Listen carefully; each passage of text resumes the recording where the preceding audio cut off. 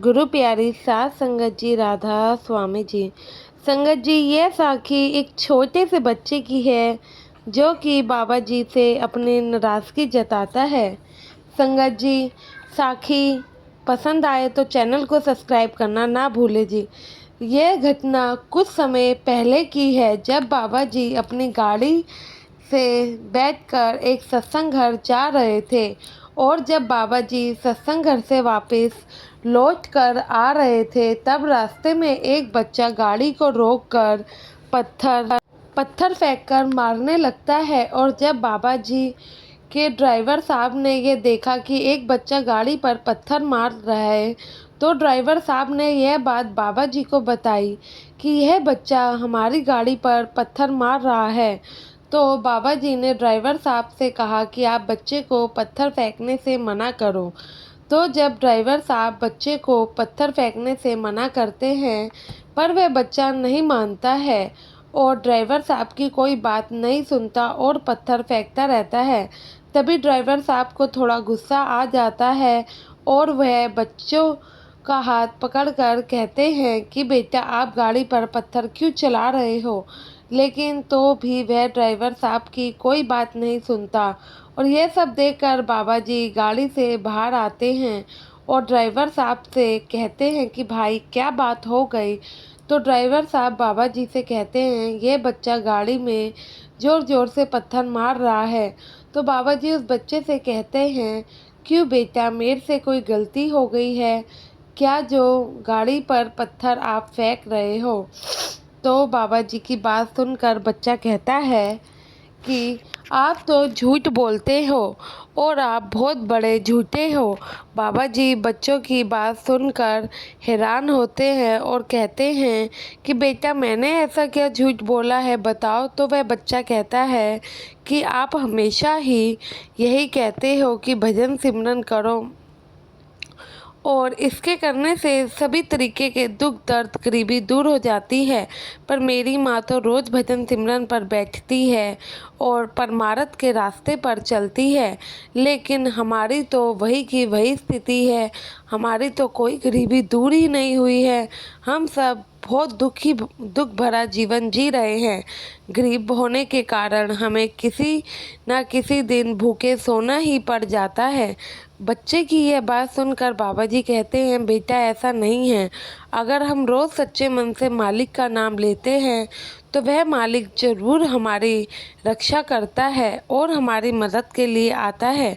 बाबा जी की बात सुनकर लड़का कहता है कि नहीं, मैं आपकी यह बात नहीं मानता। और यह देखकर बाबा जी लड़के से पूछते हैं, बेटा, तुम्हारा घर कहाँ है। तो वह लड़का कहने लगता है कि बस बाबा जी, पास में ही है। तो बाबा जी उस लड़के से कहते हैं कि चलो फिर मैं तुम्हारे साथ तुम्हारे घर चलता हूँ। और फिर बाबा जी उस लड़के के साथ उसके घर चले जाते हैं।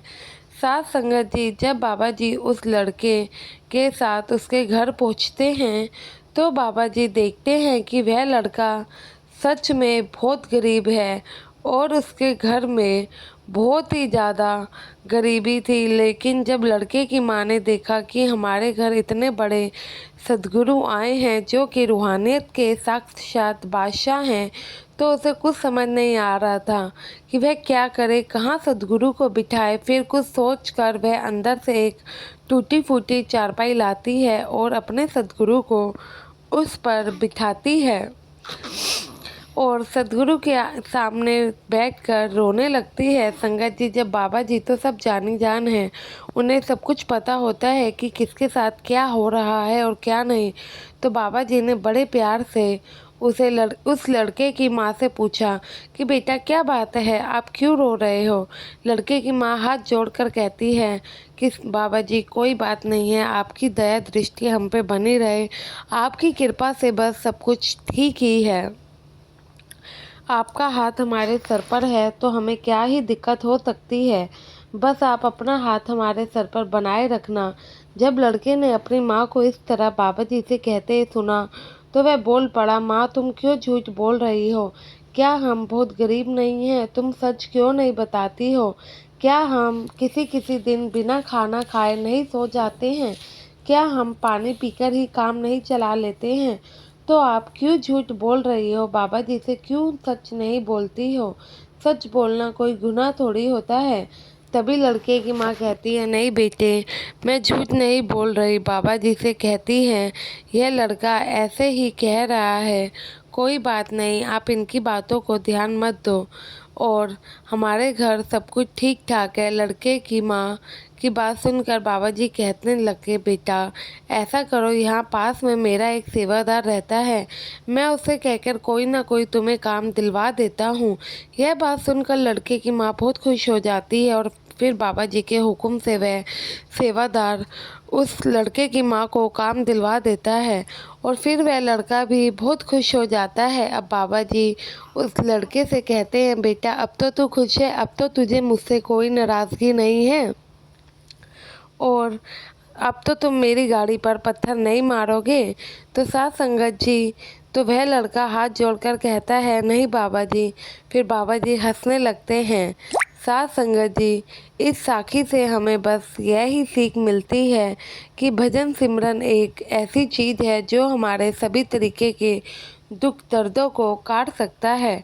जब हम उस मालिक पर विश्वास करते हैं, उसकी शरण में जाते हैं और मालिक को अपना हाथ पकड़ा देते हैं, तो जीवन में जितने मर्जी दुख हो, तकलीफ़ हो, कभी भी उस मालिक की शरण को नहीं छोड़ना चाहिए और हमें अपने सद्गुरु पर पूरा अटूट विश्वास होना चाहिए संगत जी, क्योंकि दुख तकलीफ़ तो जीवन का एक हिस्सा है। जब तक दुख तकलीफ़ ना हो तब तक हमें अपने सद्गुरु की याद भी तो नहीं आती है और जब दुख तकलीफ़ होंगे तभी तो हमारा बाबा जी पर विश्वास और ज़्यादा बढ़ेगा या नहीं, क्योंकि जब भी हम किसी के जीवन में दुख तकलीफ़ होती है तो हमारा मन डोल जाता है। बाबा जी को छोड़कर हम इधर उधर भागने लगते हैं, जो कि सरासर गलत है। सद्गुरु हमारे साथ हैं और हमारी रक्षा कर रहे हैं, उन्हें पता है हमारे लिए क्या सही है क्या नहीं।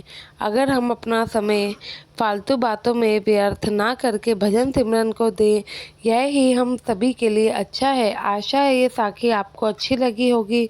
गुरु प्यारी साथ संगत जी, संगत के अपने इस चैनल को सब्सक्राइब करना ना भूलें और कमेंट में राधा स्वामी ज़रूर लिखें जी। राधा स्वामी जी।